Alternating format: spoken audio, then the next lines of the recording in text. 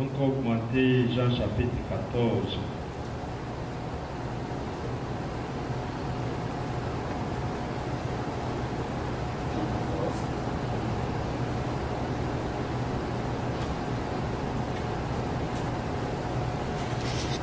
Verset 15. Jean 14, 15.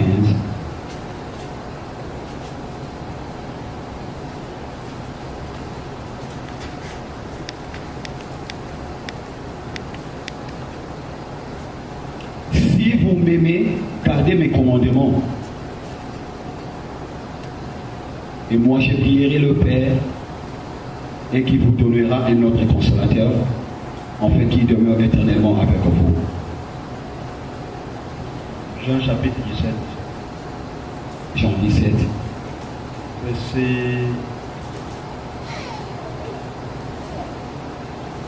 Verset 13.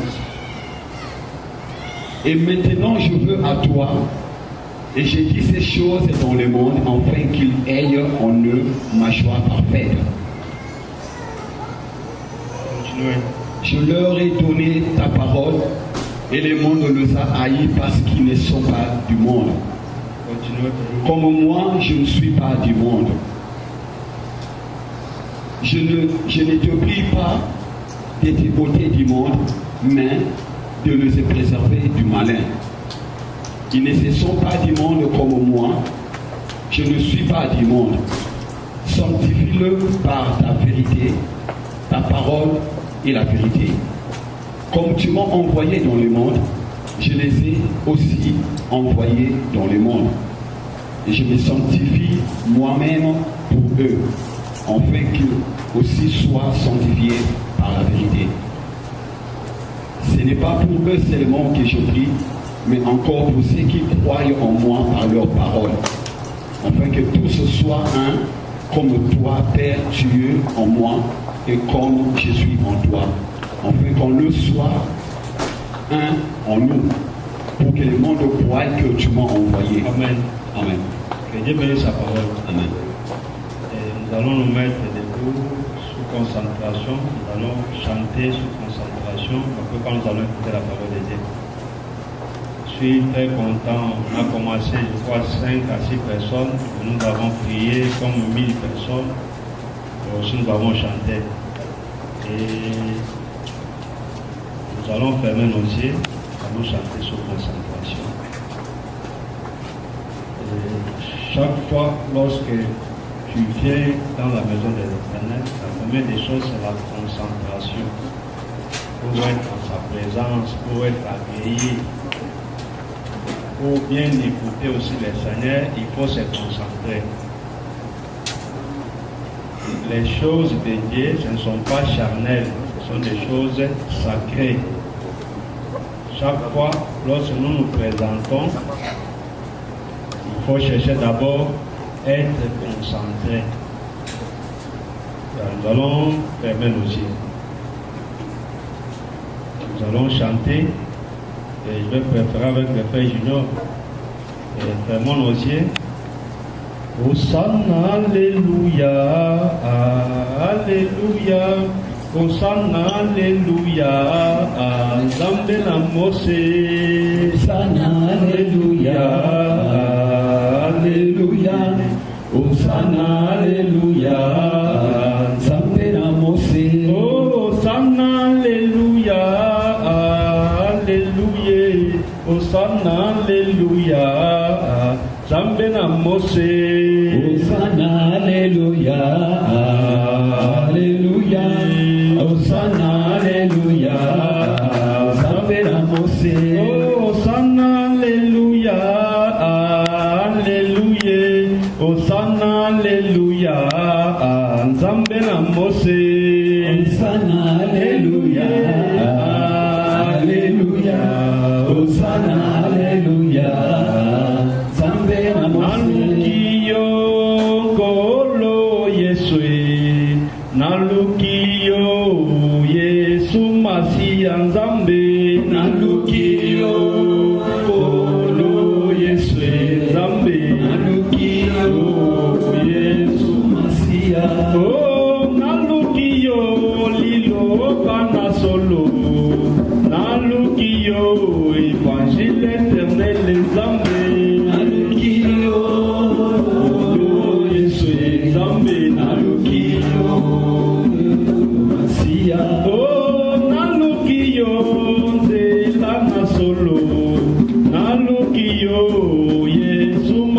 Alléluia, Nzambe. Alukio, Olo Yesue. Nzambe. Alukio, Masia. Kembo masanjoli. Ezonga. Epai na yo, Nzambe na ngalokumu. Kembo masanjoli. Ezonga. Epai. Yemba, Alléluia, lokumu. Kembo masanjoli. Yahweh. Ezonga, Epai na yo, lokumu. Kembo masanjoli. Ezonga, Epai na yo. Lokumu kembo masanjoli zonga namboka na yo Nzambe nanga lokumu kembo masanjoli ezonga ipai yemba Alléluia Lokumu kembo masanjoli Yahweh ezonga epai na yo nanga lokumu kembo masanjoli ezonga epai na yo. Gana belela kayo Nzambe lika basantu Yesue Jésus balela kayo Nzambe nangai Nzambe nanga papa ya balu sam Gana konze yo solution ezonga ipai Yemba Alléluia Lokumu kembo masanjoli Yahweh ezonga epai na yo nanga lokumu kembo masanjoli ezonga epai na yo. Alléluia Alléluia Alléluia Alléluia Alléluia Alléluia Alléluia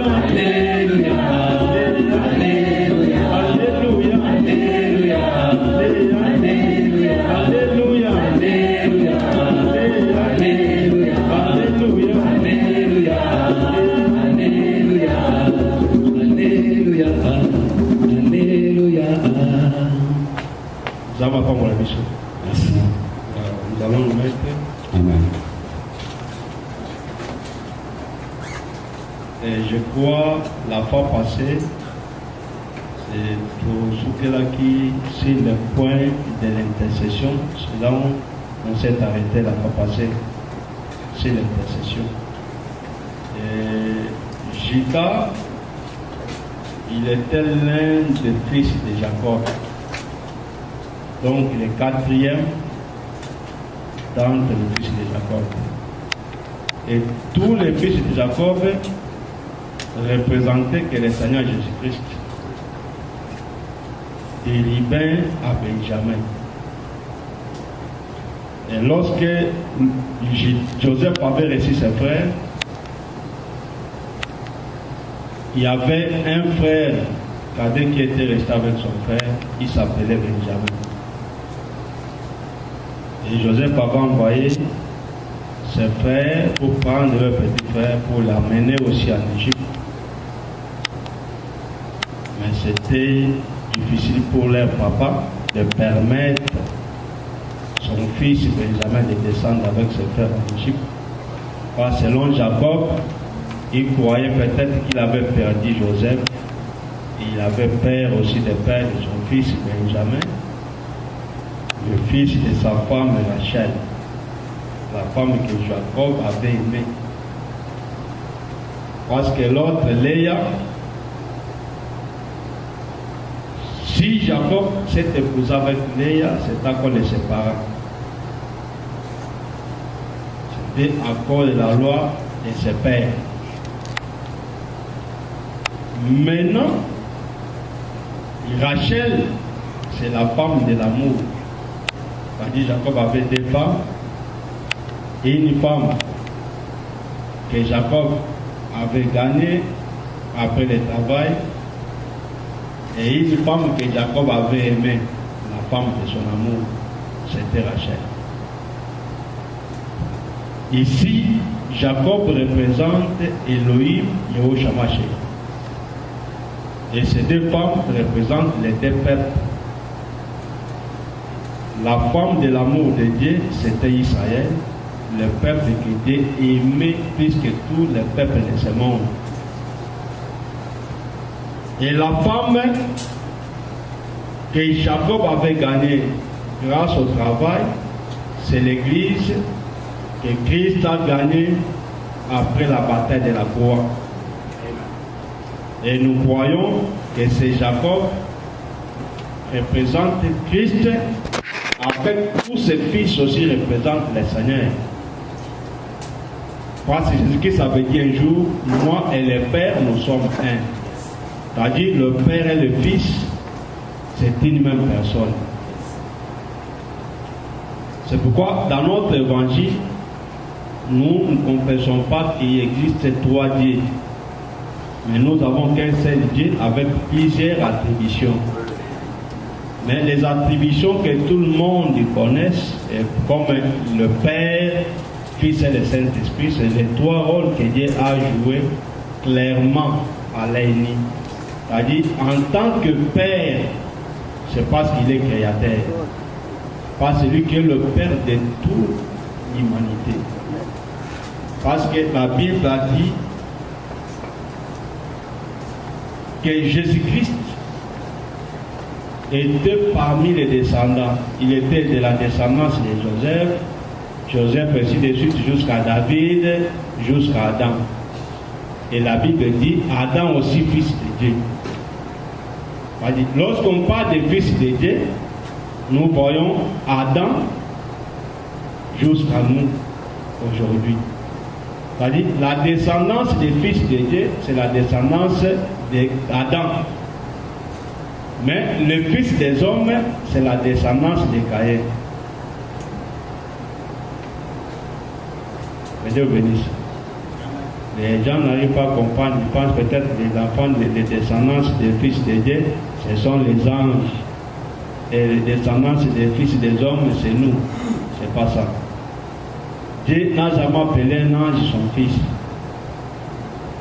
Mais c'est nous qui sommes des fils de Dieu. C'est-à-dire, Israël, autrefois, ils étaient considérés comme le premier fils et nous comme les seconds. Mais comme Christ avait dit, les premiers seront les derniers seront les premiers. Aujourd'hui, le premier né de Dieu, c'est l'Église.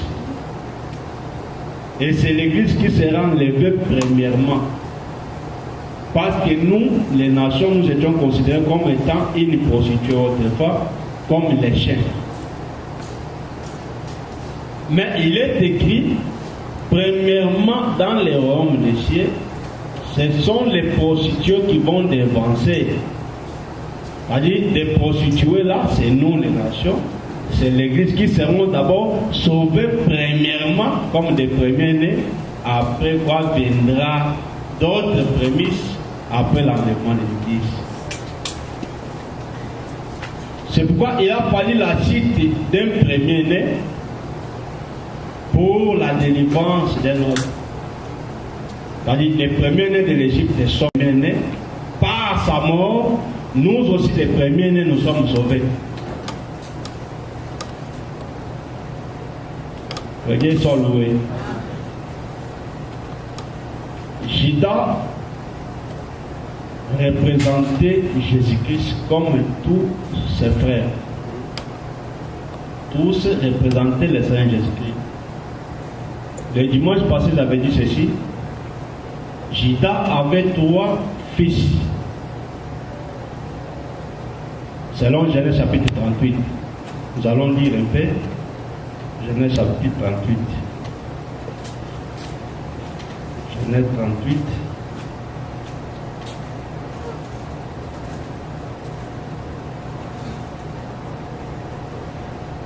Verset 7.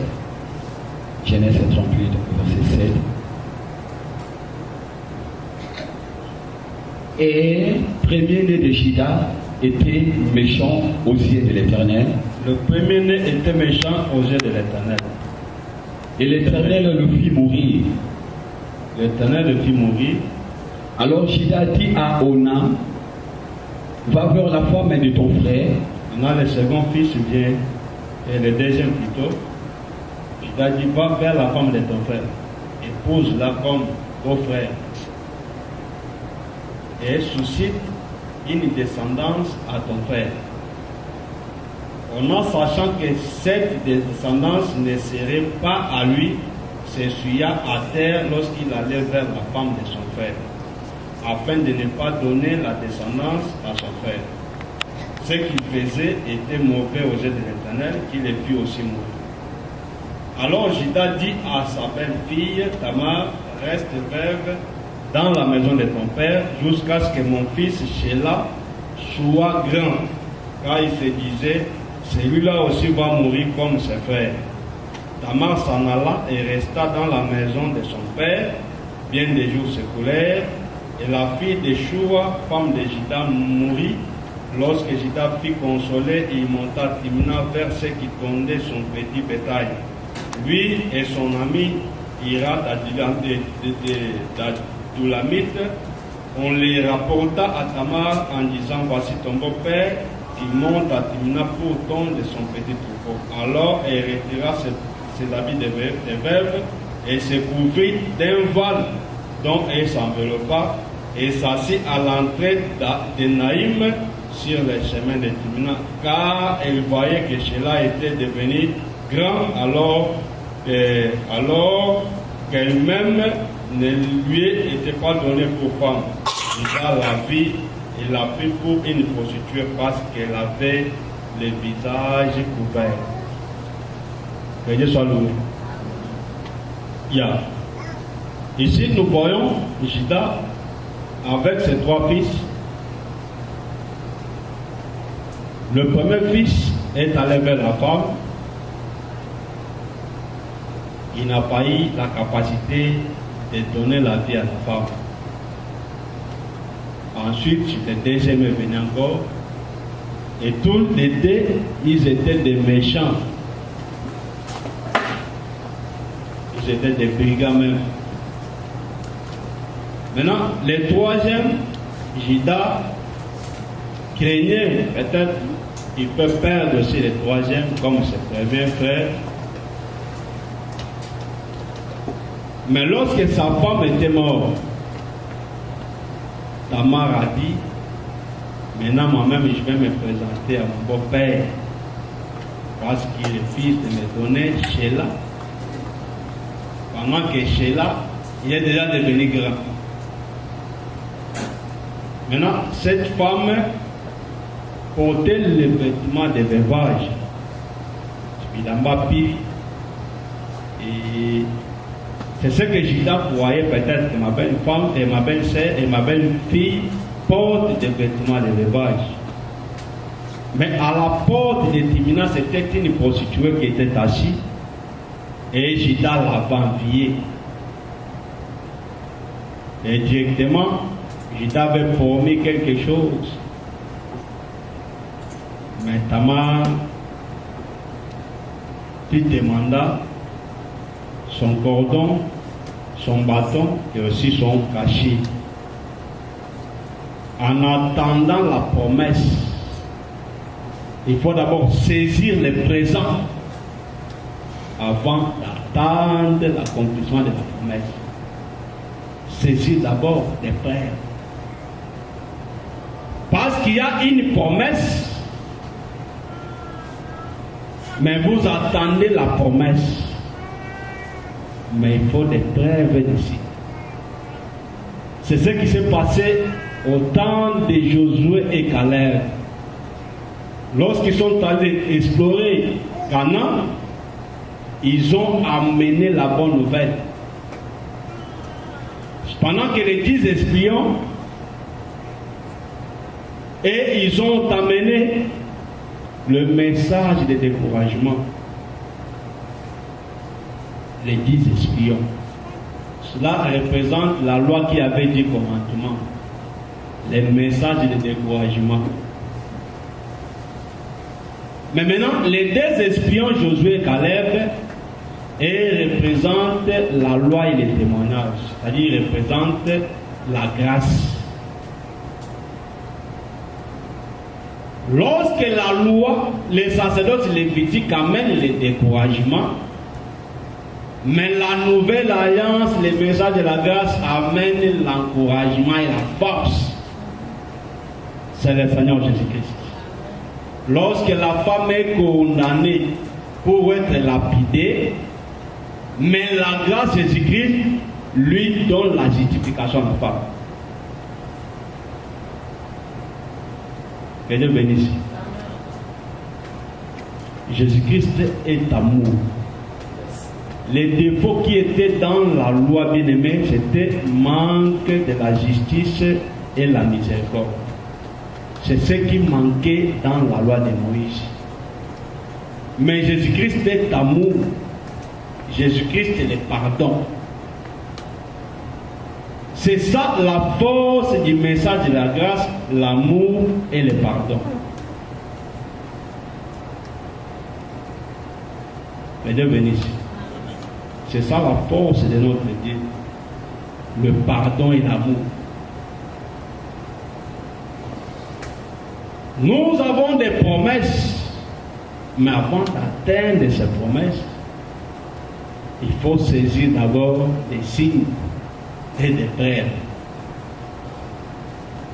Avant d'entrer en Canaan, il faut d'abord commencer à manger le blé du pays sur les chèvres. Il y a des lacs qui se fait dans l'eau. Avant d'aller se jouir dans le ciel, cette joie doit commencer ici sur la terre. Parce que nous avons des promesses pour essayer de vivre avant tout que se fait dans l'eau.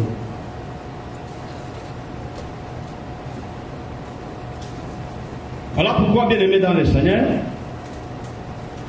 premièrement, Tamar avait saisi à ces trois choses: les cachets, les bâtons et les cordons. Or, la fois passée, j'avais dit ceci: les trois choses qui rendent témoignage, la première des choses, c'est le sang. Deuxième, c'est l'eau. Et troisième, c'est l'esprit. Et tous ces trois, c'est la personne de Jésus-Christ. Lui-même avait dit: je ne suis pas venu avec de l'eau seulement, mais aussi avec le sang et l'esprit. C'est-à-dire, le sang, c'est l'œuvre de la justification. Le sang, c'est l'œuvre de la justification. Le sang, ce n'est pas pour la sanctification, mais c'est pour la justification. Lorsqu'on tue un animal, c'est pour remplacer l'homme qui a été condamné. Cet animal prend la place de cette personne. Et la personne est justifiée. La personne est justifiée, mais cet animal est condamné à la place de l'homme. Et Jean-Baptiste avait présenté un animal disant: voici l'agneau de Dieu qui ôte les péchés du monde. Et c'était cet agneau qui s'est livré lui-même en disant: Père, tu n'as voulu ni sacrifice ni holocauste, mais tu m'as formé un corps pour faire odier ta volonté. Lorsqu'il s'est livré, c'était pour prendre ta place, pour être condamné à ta place pour ta justification. C'est pourquoi, bien aimé, la Bible nous parle des quatre êtres vivants. Dans ces quatre êtres vivants,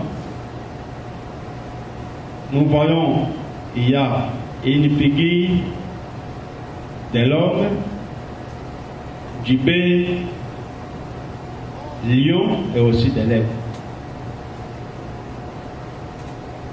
Et vous allez remarquer, dans ces images de ces quatre êtres vivants,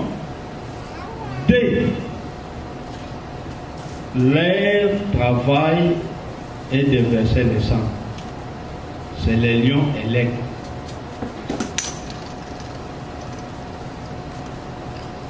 Mais il y a aussi des qui acceptent les sacrifices. C'est l'homme et le bœuf. Or, lorsque nous voyons le bœuf et l'homme représente la dispensation de la grâce. C'est-à-dire, la parole faite chair. Dieu s'est fait un homme. Et il a accepté la mort pour nous. Lui-même s'est transformé en sacrifice, comme le bœuf. Parce qu'il a dit que tu n'as voulu ni sacrifice ni holocauste, mais tu m'as formé un corps. Or, ce corps-là, c'est des sacrifices. Et maintenant, l'aigle et les lions, c'est l'attribution de Dieu dans les temps à venir, dans les temps postérieurs. Lorsqu'il viendra comme l'ange puissant de l'Apocalypse 10, comme Ésaïe 63, comme Ésaïe 66, les jours de sa vengeance, il viendra maintenant comme les lions, comme l'aigle, pour verser les sangs, pour tuer ses ennemis. Que Dieu vous bénisse.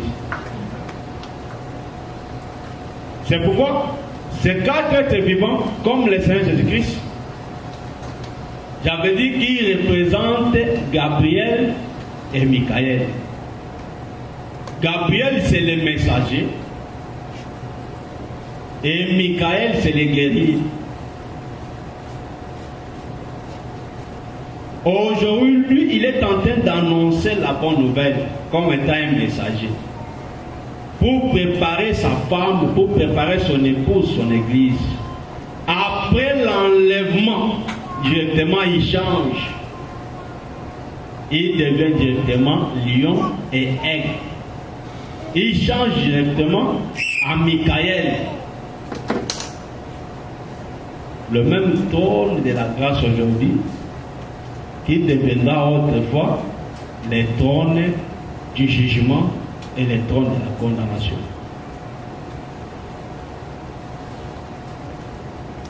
Le même Dieu qui pardonne, qui justifie, le Dieu qui écoute nos prières, le même Dieu demain, il deviendra un Dieu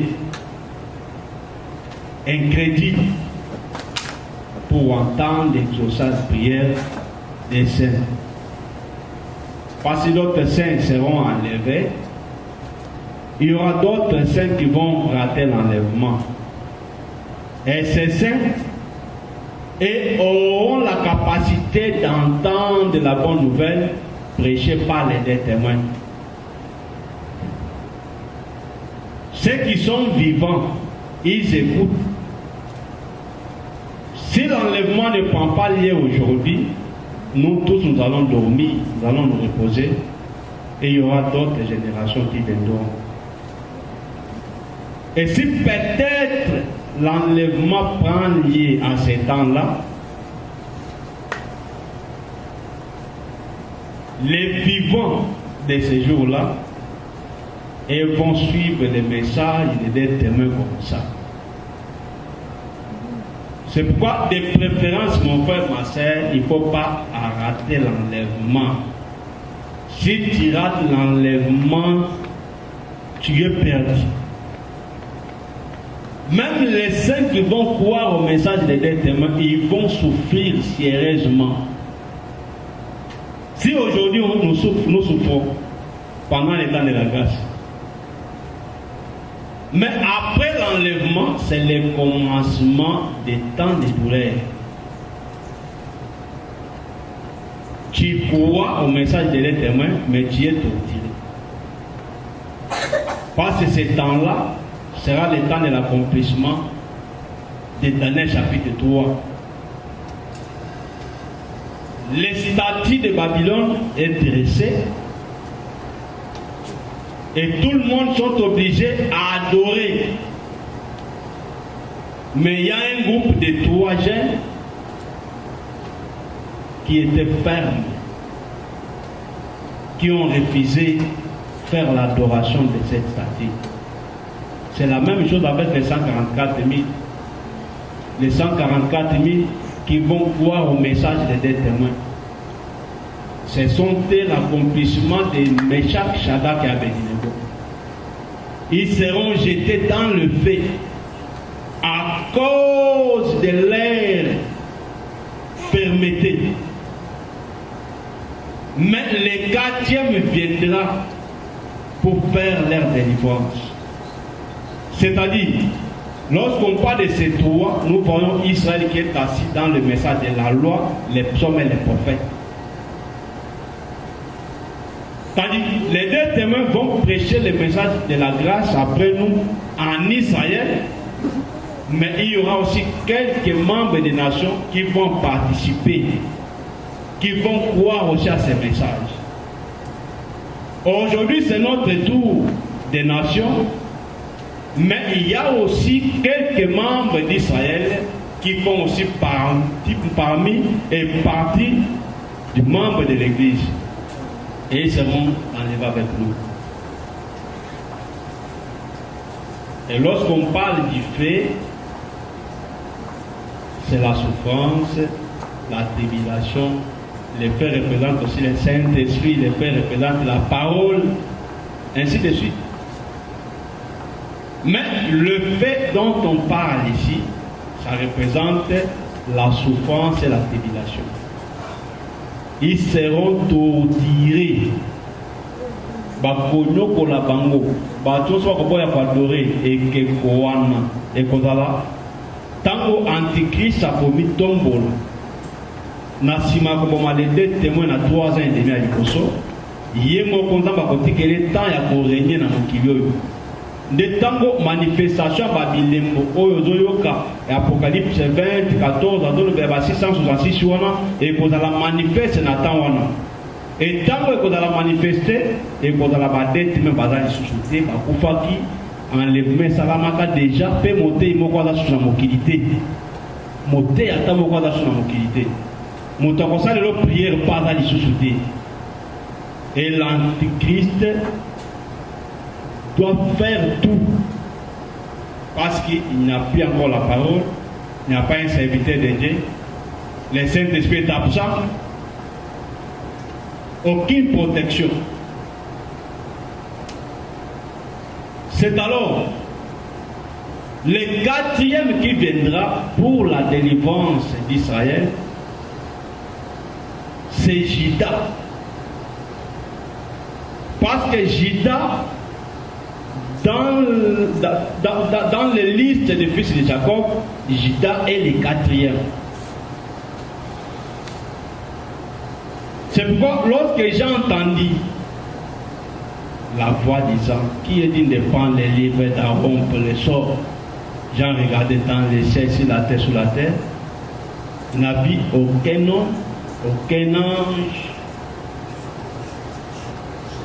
Mais j'ai entendu une voix disant voici les lions de la tribu de Juda. Or, la bénédiction prophétique de Jacob, il appelle Juda comme un lion. Et aussi, des critères de l'Apocalypse 10. Parce que cet accomplissement, après la grande tribulation, c'est le jour de l'Éternel. Et le jour de l'Éternel, c'est alors que le Seigneur viendra comme l'ange puissant de l'Apocalypse 10. Et cet ange est un lion, parce qu'il est écrit, il rugit comme rugit un lion. Ce sera le jour de la délivrance d'Israël, la bataille de l'Armageddon, le jour de l'Éternel, le jour où Dieu vengera sur les ennemis de son peuple. C'est pas ça ce que l'Église attend aujourd'hui, mais nous attendons l'enlèvement. Nous attendons les jours du Seigneur. Nous n'attendons pas les jours de l'Éternel. C'est deux choses différentes. Les jours de l'Éternel, c'est les jours de la colère de Dieu. Après une semaine prophétique de Daniel, je vais dire ceci. Après l'enlèvement, il viendra 3 ans et demi lors de la prédication des deux témoins. Et ils seront tués. Il viendra encore 3 ans et demi de la grande tribulation. Le temps où l'Antichrist va tuer tous les saints qui vont croire au message des témoins. C'est alors qu'il y aura l'accomplissement de Meshach, Shadrach et Abednego, des saints là qui ont cru au message des témoins et qui seront torturés et tués comme des martyrs. Et le Seigneur viendra pour venger sur les ennemis de son peuple. Ces jours-là, c'est l'accomplissement des Actes des Apôtres, chapitre 1, verset 10 à 11. Actes des Apôtres 1, 10 à 11, ce n'est pas l'enlèvement, mais c'est les jours de l'Éternel. Par ces jours-là, tout il le verra, même celui qui l'avait percé. Mais les jours de l'enlèvement, ce n'est pas tout qui le verra. Mais ça, ce n'est que l'Église qui verra les Seigneurs. Et nous irons avec lui pour l'éternité. Mais les jours de l'Éternel, tout le monde va comparaître devant la colère de Dieu. Oboya temukolana kozala wana.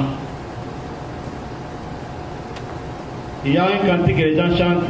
Telema Yesu Kristo azali koya akoya lelona etumba ya Satana isoto telema. Ce cantique aura son accomplissement dans les jours de l'Éternel. Les jours de l'Armageddon. Parce que tant il viendra avec nous. Il sera accompagné par son épouse, par l'église. C'est ce jour-là. La grande puissance c'est quoi et ça les lotés.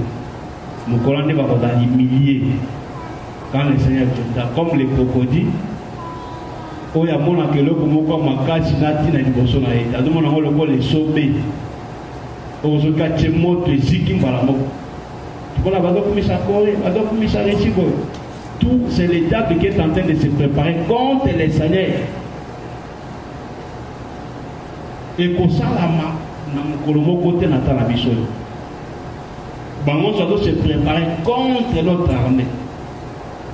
Et ces jours-là, ndemukolo esengo na biso pe ekosepte kosangana na bandeko barataki enlèvement wana. Si peut-être on rataki première fête, parce que première fête na biso c'est l'enlèvement, mais il y aura quelques-uns parmi nous qui vont en rater à cause de la distraction. Azamu Santu a évi le bananzambe, mais il est distrait en ratant l'enlèvement.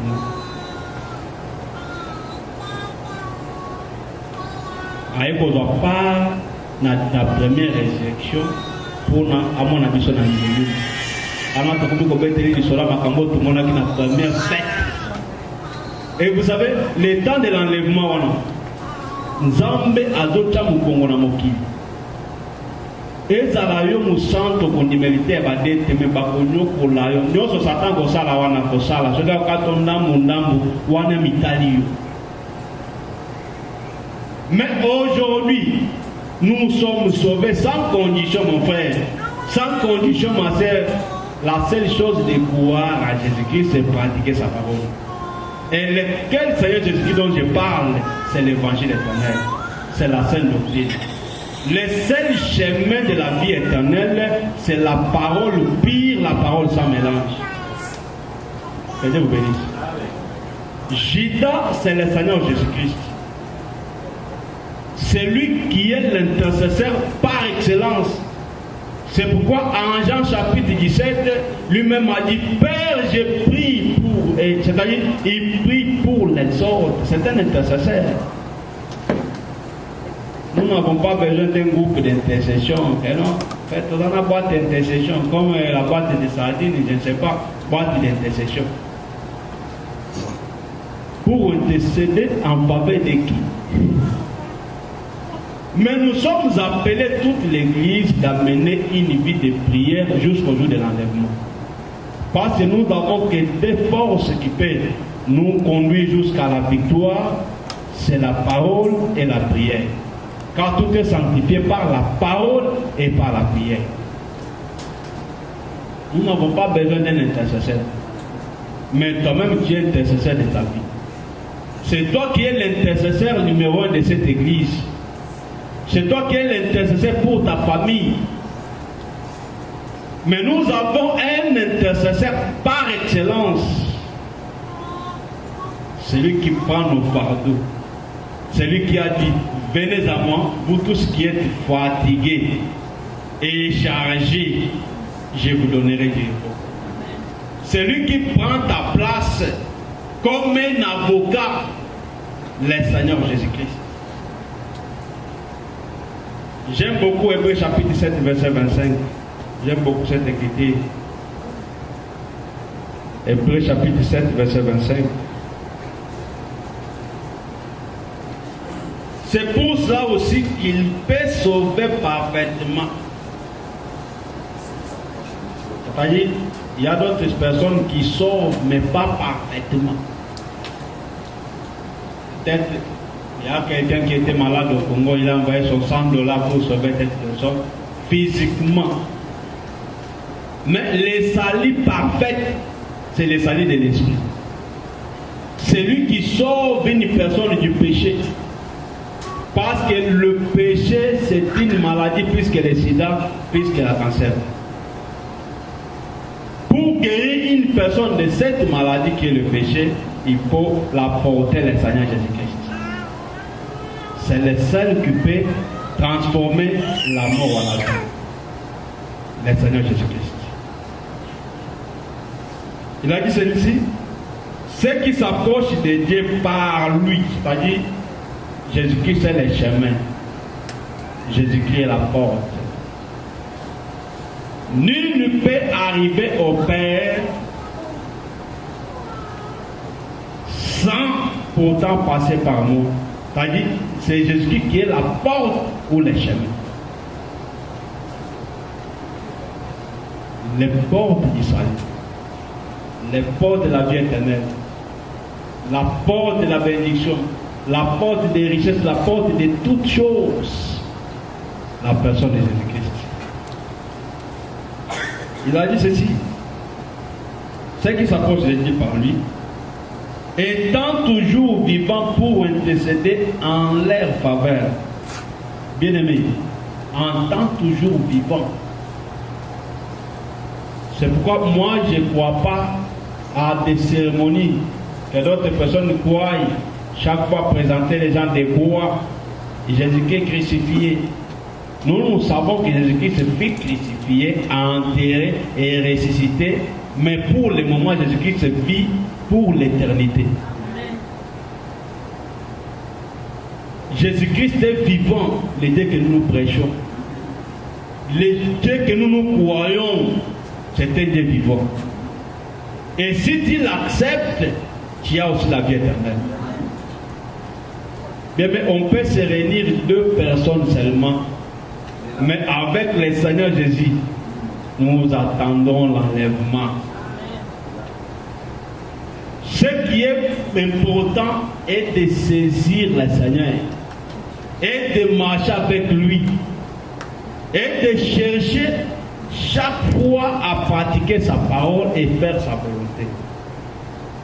Parce que la nourriture que Dieu aime, si tu donnes à Dieu à manger, bien-aimé, tu es béni. C'est ce que la veuve de Sarepta avait fait. Premièrement, c'était pour le prophète. D'abord, il faut servir le prophète. Après quoi, tu seras béni, toi et ta famille. Alors, les prophètes ici, c'est Dieu lui-même qui a besoin de manger. Dieu mange la foi. Dieu mange aussi les bonnes œuvres. C'est-à-dire, lorsque vous pratiquez la volonté de Dieu, c'est la nourriture que tu donnes à Dieu. Vous comprenez bien, bien? Jésus-Christ a dit ceci, ma nourriture à moi est de faire la volonté de celui qui m'a envoyé. C'est-à-dire, celui qui donne la nourriture à Dieu, c'est celui qui pratique la volonté de Dieu. Et la deuxième nourriture de Dieu, c'est la foi. Il est écrit, notre Dieu, il est le consommateur de notre foi. Sans la foi, nul n'est agréable à Dieu. Pour être béni par ton Père, il faut d'abord la porter à manger. Parce que le Père a faim. il demande à son fils, donne-moi à manger, après quoi je vais te bénir. Bien aimé, si tu présentes ta foi, même devant les difficultés, même devant la mort, même devant des circonstances possibles, tu auras la solution. Parce que la foi, c'est la nourriture que Dieu a créée.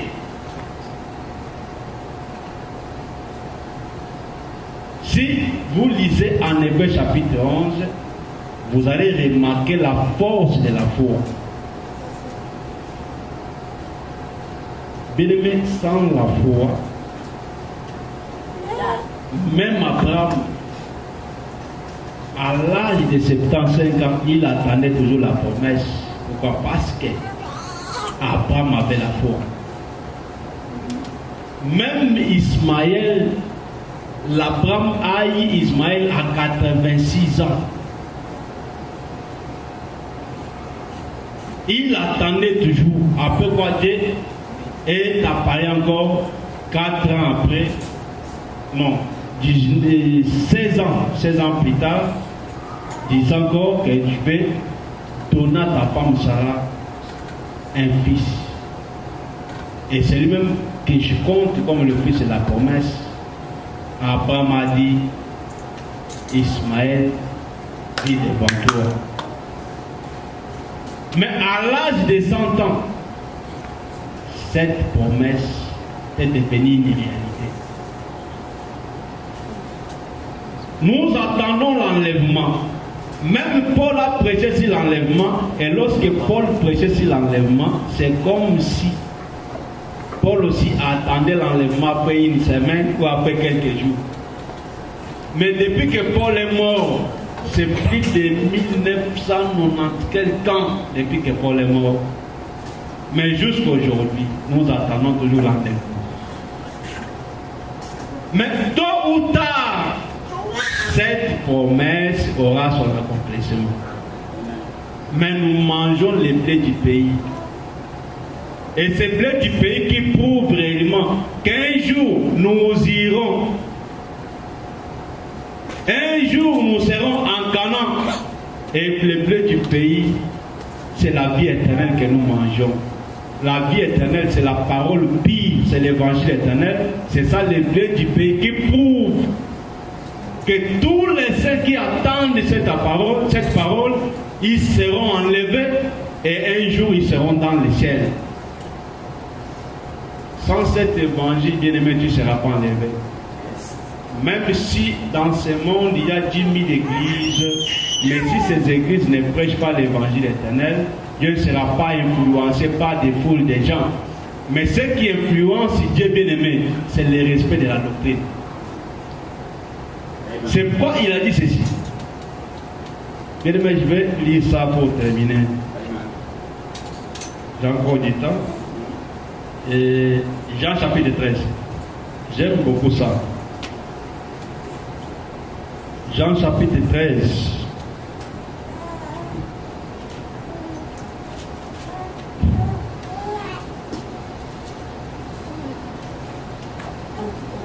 Bien-aimé, tu peux lire.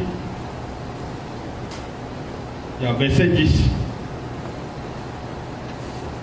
Jean chapitre 13, verset 10. On commence à partir verset 9 à 10 pour bien entendre. Simon Pierre lui dit, Seigneur, non seulement le pied, mais encore le main et la tête. Jésus lui dit, celui qui est baigné n'a pas besoin de se laver le pied pour être entièrement pur. Et vous êtes purs, mais non pas tous, car il connaissait celui qui allait le livrer. C'est pourquoi il dit, vous n'êtes pas tous purs. Yeah.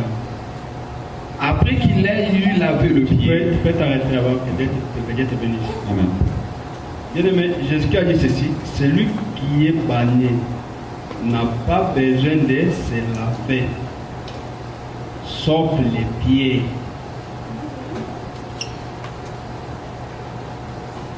Celui qui s'est banni n'a pas besoin de se baigner, mais sauf le pied. Et si le pied est pire, c'est tout le corps qui est purifié. Or, en Actes chapitre 3, la Bible dit il y avait un boiteux, c'est-à-dire quelqu'un qui n'avait pas les pieds, qui était assis à la porte, appelé la belle, qui attendait l'heure, la prière pour demander ses aumônes. Il mangeait à la porte, on y s'est dit qu'on fait sangaï à la porte, il était assis là-bas.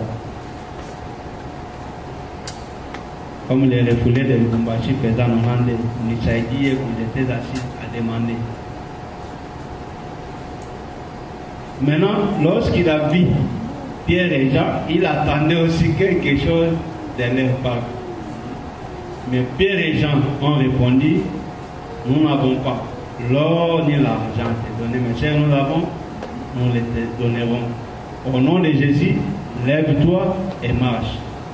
Et cet homme s'est élevé au nom de Jésus. Il n'y a qu'un seul nom du changement. Car dans le ciel, sous la terre et sur la terre, aucun nom fut donné pour sauver, si ce n'est le nom de Jésus-Christ. Il n'y a qu'un seul nom. Si tu évoques ces noms, tu as la solution. C'est le nom de Jésus-Christ. Au nom de Jésus, cet homme s'est élevé et cet homme a marché. Et cet homme était toujours dehors. Pourquoi pas s'il n'avait pas les pieds? Pourquoi pas, selon la loi de Moïse, un homme infirme sans le pied ne peut pas entrer dans le temple pour adorer, pour louer Dieu. C'est quelque chose qui était interdit dans la loi. Il était empêché parce qu'il n'avait pas les pieds. C'est pourquoi si les pieds sont lavés, le corps entier est aussi purifié. C'est-à-dire le pied c'est le fondement. Bien, mais l'adoration que Dieu agrée, l'adoration que Dieu accepte, c'est l'adoration que les gens adorent là où le fondement est pire. Vous me comprenez bien, aimé? On peut se réunir 2000 personnes, mais notre évangile n'est pas pire. Parce que le pied, c'est l'évangile. C'est notre fondement. Si nous avons de faux enseignements, même si nous réunissons 5000 personnes, c'est comme le Seigneur a dit, un jour ils me diront, Seigneur, j'ai fait ceci pour toi. J'ai prêché l'évangile en ton nom. J'ai opéré des miracles. Et je leur répondrai, éloignez-vous de moi, car je ne vous connais pas. Parce que ce qui est important pour nous, c'est demeurer là où la doctrine est respectée. Dans l'évangile éternel. Dans la sainte doctrine. Parce que lorsqu'on parle de la sainte doctrine, c'est la parole de Dieu. La parole qui n'est pas mélangée avec des philosophies et des pensées d'hommes. Et nous sommes esclaves de cette parole. La parole sans mélange. Et j'ai bien passé prêcher en Europe. C'est passer la prêche, la philosophie, les morales. Mais la doctrine de Jésus-Christ, c'est le Saint-Esprit qui prêche. C'est pourquoi les choses de Dieu, lorsque Dieu te confie, tu n'auras pas le temps de les forcer. Hier, Elie a eu pitié de moi, m'a demandé, papa, tu auras le temps de méditer. Je lui ai dit, mon fils, moi, je n'ai pas le temps là. Parce que c'est un don que Dieu m'a fait. Un don. Je n'ai pas le temps de forcer le ministère. C'est pourquoi, dans l'école du Seigneur, chaque membre a son travail. Un frère chantre doit respecter aussi son travail.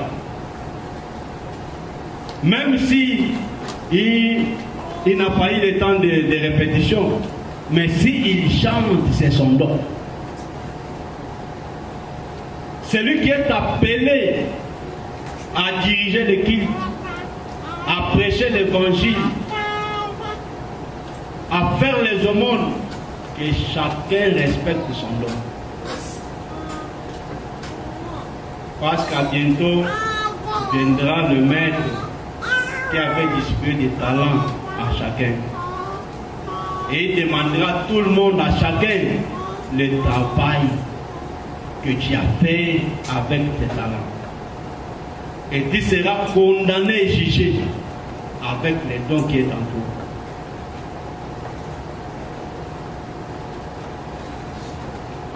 Nous avons un intercesseur bien-aimé.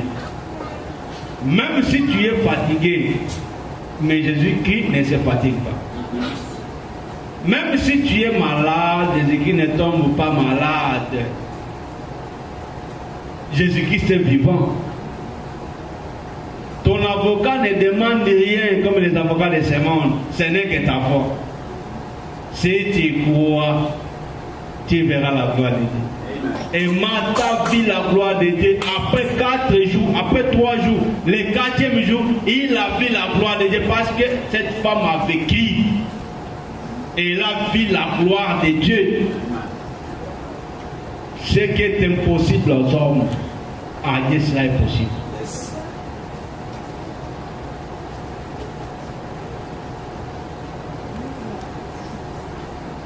C'est pourquoi je vais dire ceci. Judas, lorsqu'il intercède, son intercession, c'est parce que Joseph avait demandé que je vais vous libérer. Mais l'un de vos frères reste avec moi. Il saisit Simeon et ses frères sont rentrés en eux.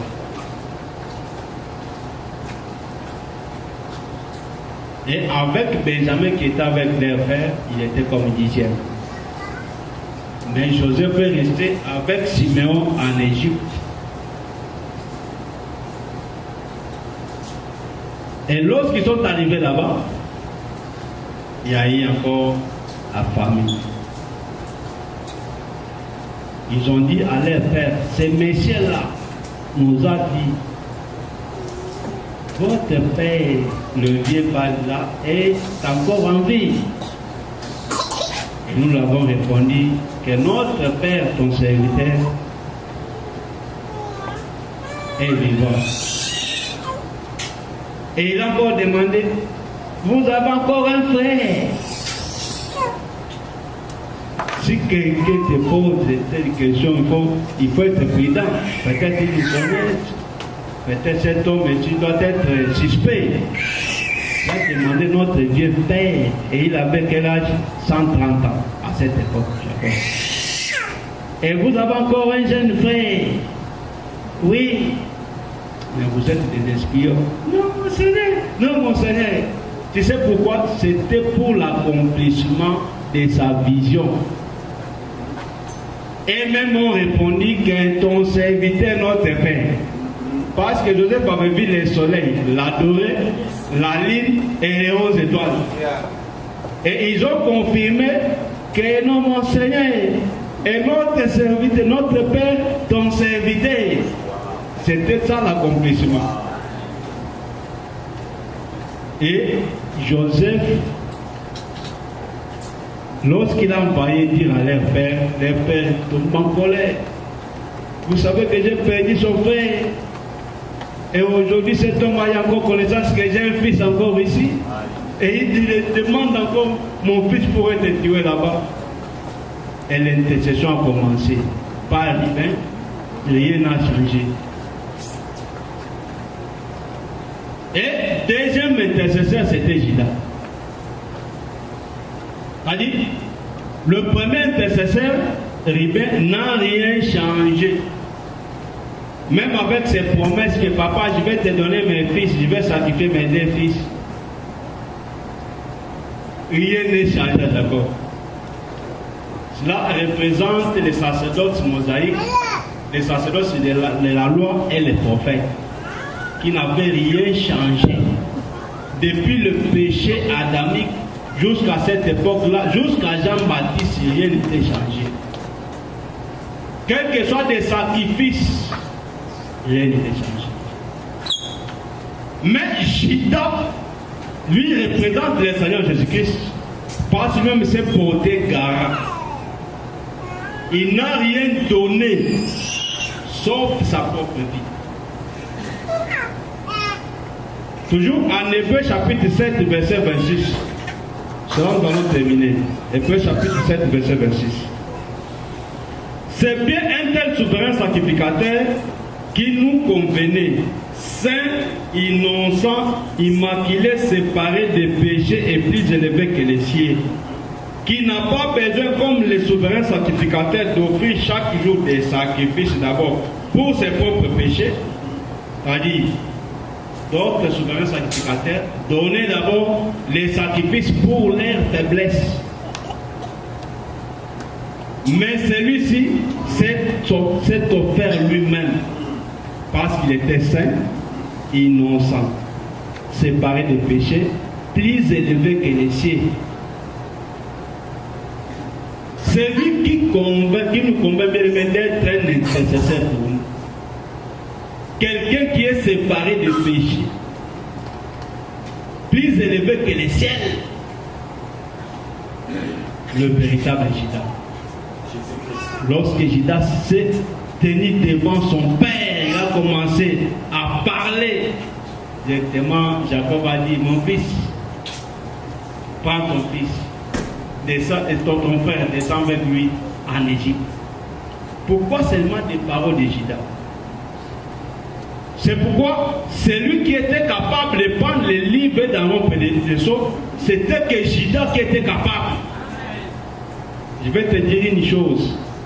Les campements d'Israël, dans les stations ou dans les campements, lorsqu'ils ils arrivaient peut-être dans un endroit où il y avait les campements, ils dressaient vraiment les tabernacles au milieu, avec Judas, avec Lévi plutôt, au centre au milieu. À l'Orient, c'était Judas. Occident, Ephraïm. Nord, Dan et Sud, c'était 5, 4, Judas, Ruben, Ephraïm et Occident. Maintenant, au milieu, c'est Lévi. C'est pourquoi pour vaincre Goliath, David n'a pas cherché 1000 pierres ou soit 10. Mais David a cherché que 5 pierres. Mais il a utilisé une seule pierre pour faire tomber cet homme de Goliath. Et nous avons un Goliath devant nous, c'est le diable. Et s'il est tombé, tous les peuples vont poursuivre aussi des petits Philistins. C'est-à-dire, à la croix, lorsque Jésus-Christ a vaincu ici les Goliath qui est le diable, après quoi il nous a donné aussi le pouvoir et l'autorité de chasser les démons. C'est pourquoi un enfant de Dieu, l'église véritable, a toujours qui s'agabandokité. Des démons, mais nous chassons. Mais la promesse du fait, toi en tant que serviteur, si tu marches dans la sainteté, tu es une colonne de feu. Et les démons auront peur de toi. Et ta parole, lorsque tu prononces la parole devant les démons vont craindre le fait, parce que ta vie est un fait. Mais la promesse que nous avons, ce n'est pas la promesse de Ozikisa, de brûler les démons aujourd'hui, non. Ça va prendre l'accomplissement dans les temps postérieurs. Mais aujourd'hui, nous avons que la promesse de chasser les démons. Un jour, Jésus-Christ s'est croisé avec quelqu'un qui était possédé avec les démons. Qu'est-ce que les démons ont dit? Tosalioni. Tosalioni. Dans la vie, c'est quoi qui l'a noté? Dans la vie, c'est quoi qui l'a noté? Et Jésus-Christ a chassé ces démons. Ces démons ont sorti de cet homme qui était possédé. Ces démons l'ont quitté. Par sa parole. Au nom de Jésus, nous chasserons. Pourquoi? Parce que notre maître a vaincu les Goliaths. C'est pourquoi la pierre que David avait utilisée, c'est Juda. C'est pourquoi nous n'avons pas 5 ministères, mais nous n'avons qu'un seul ministère. L'apostolat, les doctorats, l'évangéliste, les pasteurs, les prophètes. Ce n'est qu'un ministère. Et ce ministre, c'est le Seigneur Jésus-Christ. C'est pourquoi dans la bataille d'Israël, bien aimé, celui qui était devant, c'était toujours Juda. La pierre qu'a vu Daniel, Daniel avait vu une pierre qui était descendue sans les secours de la main d'homme. Et après avoir écrasé la statue,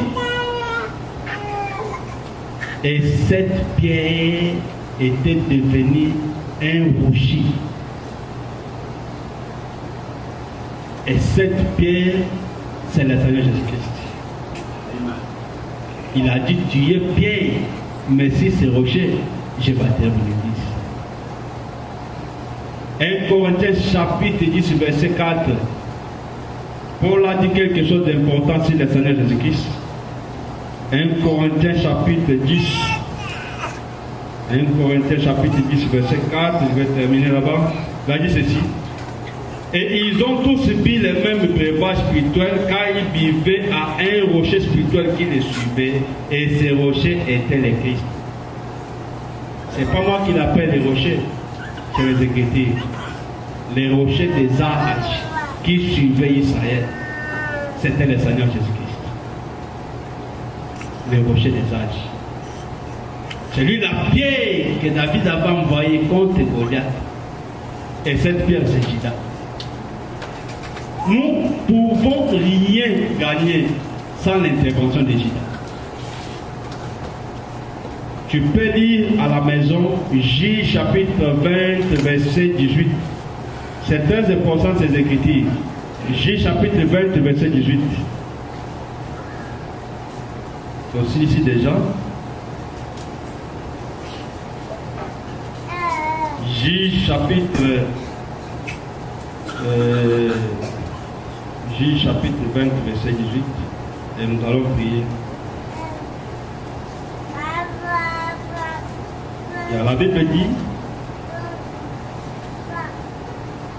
et les Israélites se levèrent, montèrent à Bethel et consultèrent Dieu en disant, qui de nous d'abord pour combattre les fils de Benjamin? L'Éternel répondit, Juda pour commencer. C'est-à-dire, pour commencer les combats, ce n'est pas tout le monde en Israël, mais c'est Juda qui est le premier. Mais Juda, c'est lui qui est le roi. Sa mère l'appelait Juda en disant, louange. Et son père a dit, Juda, tu recevras les hommages de tes frères. Mais il n'y a qu'un seul qui mérite l'honneur, la gloire, la puissance et la majesté. Ce n'est pas cet ange que Jean voulait adorer. Mais celui qui mérite l'honneur, la gloire, la puissance et la majesté, c'est le véritable lion de la vie de Juda qui est le Seigneur Jésus-Christ. C'est lui qui est notre intercesseur. Avant de sortir ici, Tchaye Liboso. Liboso, famille n'a eu. Juda doit être toujours le devant. Nous n'avons pas de chef. Mais dans chaque église locale, il y a un dirigeant. Là, c'est la doctrine. Il y a des ministres de Dieu. Mais celui qui est notre dirigeant, c'est le Seigneur Jésus-Christ. C'est pourquoi la semaine passée, j'avais dit quelque chose. Il ne faut pas entendre les choses de Dieu physiquement. C'est pourquoi moi, lorsque je prêche, je n'aime pas la philosophie dans mes prédications. Pourquoi? Parce que je peux séduire d'autres personnes avec mes propres pensées. La Bible est grande. Trop d'exemples dans la Bible. J'ai dit ceci. Ce qui a fait la séparation, qui avait fait la séparation d'Abraham avec l'autre, c'était les discussions de leurs pasteurs. Ici, je ne parle pas des choses physiques. Il faut être prudent. Lorsque le Seigneur Jésus-Christ était né, des premières personnes qu'il avait vues, c'était des pasteurs. Des bergers, ce sont des pasteurs qui sont venus premièrement l'adorer. Mais pourquoi seulement des pasteurs? Même lorsque Jacob fuyait son frère Ésaü, des premières personnes que Jacob a croisées en route, c'était des pasteurs. Ça, c'est Genèse chapitre 29. Il a croisé 3 groupes de pasteurs avec les troupeaux. Mais les puits qui étaient là étaient fermés quand ils attendaient Rachel qui était aussi bergère avec les 4e groupe. Pour ouvrir maintenant l'ouverture du puits. Et bien c'est ça les livres qui étaient scellés avec cette chose. C'est ça les puits qui étaient fermés avec une pierre dessus. Mais pour ouvrir cette puits, et ce puits plutôt, qui est le livre, il a fallu d'autres brebis pour les rassembler avec 3 autres troupeaux. Par là, je vais dire ceci. D'autres brebis qui étaient là représentent la maison d'Israël. C'est pourquoi Jean chapitre 10, du verset 10 au 16, Jésus-Christ a dit ceci: j'ai d'autres brebis qui ne sont pas de cette bergerie. Et il a confirmé qu'après avoir rassemblé ces troupeaux ensemble, il n'y aura pas question de 2 troupeaux, mais il n'y aura qu'un seul troupeau, car ils auront aussi un seul berger. Aujourd'hui, nous sommes un dans le Seigneur, ni juif ni grec. C'est-à-dire, le berger, c'est le pasteur. C'est pourquoi la première personne de connaître ton secret, c'est ton pasteur. Et Dieu bénisse. Un pasteur local doit connaître aussi ton secret. Mais il y a un pasteur par excellence. Donc Pierre exhorte l'autre pasteur en disant de servir les troupeaux de Dieu avec patience et jusqu'à ce que apparaîtra le souverain pasteur qui rendra chacun selon son œuvre.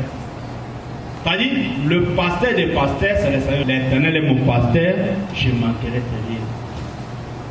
C'est-à-dire, le pasteur, c'est Jésus, le pasteur, c'est l'enseignement. Bien aimé, partout dans le monde, des choses physiques ne peuvent jamais séparer les enfants de Dieu. Un enfant de Dieu peut discuter avec l'autre. Il se salue aussi les gens. Parce que dans une famille du père et de la mère, même si vous avez des tiraillements, mais personne ne peut vous séparer. Mais nous avons un Père éternel. Et nous avons une maison éternelle. Même si tu refuses ses frères aujourd'hui, mais après la mort physique, nous avons une demeure éternelle et nous n'avons qu'un seul Père. Et ce jour-là, nous serons tous ensemble. Tu n'as rien fait. Hein, ma soeur, mon frère, l'amour, c'est la chose la plus importante, la force des enfants de Dieu. Si nous avons l'amour et le pardon, nous ferons des grandes choses. Est-ce qu'on doit comprendre? Un enfant de Dieu passe à la moto discipliné. Il va te dire une chose. Hier, sur le ceux qui vont là, mon ami, ceux qui vont parler, j'étais trop bon.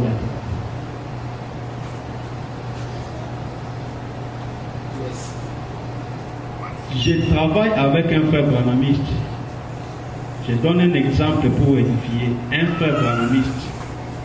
Mais ces frères-là, quelle que soit leur doctrine, est mauvais. Mais son comportement peut gagner quelqu'un. Mais il gagne cette personne, mais pour la prédiction de la personne, parce que leur enseignement est mauvais.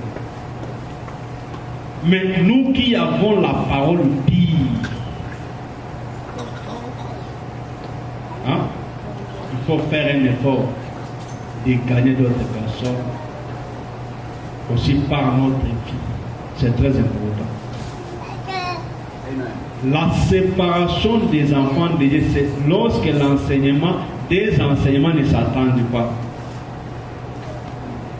Or, l'enseignement du diable est l'enseignement de Jésus-Christ. Parce que nous avons que des enseignants ici sur la terre. Dieu a enseigné à Adam. Après quoi, un autre prédicateur est venu, le diable. Même ici, Dieu te parle. Après avoir sorti ici, il y aura un autre prédicateur avec d'autres pensées. Hier, tu t'es sanctifié parce que demain c'est dimanche. Mais il faut encore rentrer dans les péchés. Jusqu'au samedi, encore pour demander pardon. C'est comme ça avec les diables. C'est pourquoi pour nous, dimanche, enlevé qu'on a dimanche, qu'on a lundi, bien mardi. Combien on a Bible dit. Mais parce que les gens se sanctifient, ce n'est que les jours de la prière. Ce qui a bimi, reste pas que victoire, c'est à Babi, de Bakuluna, à Komiwana, ou bien à San Paulo, à Luanda, quand papa Mengaeli. Ce qui a combien de Babi Junior, à Bombi, Nasaki Naï. Ce qui a l'église San Paulo, à combien de Bakuka Kuna, à Zongi. C'est que sanctification, il y a jour, il y a le sang. Soyons des enfants de Dieu. Aimons l'évangile et pratiquez l'évangile. Ne suivez pas les doctrines des démons. L'évangile de la séduction, c'est l'évangile éternel, la sainte doctrine. Il n'y a pas d'autre évangile.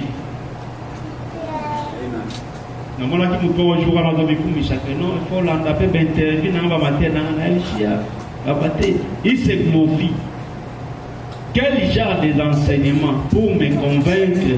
Il faut me convaincre avec une parole pire, avec le respect des bornes, respect de la doctrine de Jésus-Christ avec les apôtres. À ce moment-là, je serai séduit. Les miracles, chaque jour ici, nous vivons les miracles. Si nous organisons les jours de présenter la puissance de Dieu, Dieu est avec nous pour manifester sa puissance. Bien aimé, là on dit que bateau banalité à solo nzamba accompagner mon puissance. Nzamba qui accompagne mon tonalité à coup fois nzamba pesa yenguya. Moi je ne crois pas ça. Peut-être ils ont aussi leur maître. Bien aimé, suivons les chemins et nous serons enlevés. Ne suivez pas l'influence des pays et des continents. Partout il y a des enfants de Dieu. Partout il y a des enfants de Dieu. Ici aux États-Unis, c'est ici où se trouvent des grandes églises du monde, ici aux États-Unis. Ici, dans le Congo, il y a une église à 500 000 membres, mais il y a 750 000 aux États-Unis. Il faut faire un effort de présenter tous les talents d'un enfant de Dieu. Il ne faut pas suivre les temps, il ne faut pas suivre les hommes, mais soyons derrière les résultats. C'est lui qui est notre intercesseur. Que Dieu bénisse. Il a intercédé, c'est Jacob, pour la libération de Benjamin. Benjamin, on a aillé Joseph Amonier, Aléli. Joseph akangi susu mwana batu ache kopo naye babana kobi kola na yango achango susu na saka mwana batu aluki susu mindondo mususu boke kangena nga batu na boya na bango esika ba kokota ko pona mutana ko mesika ngai bangana bazoke. Nous allons prier maintenant, mais je vais te donner une idée pour prier. Parce que tango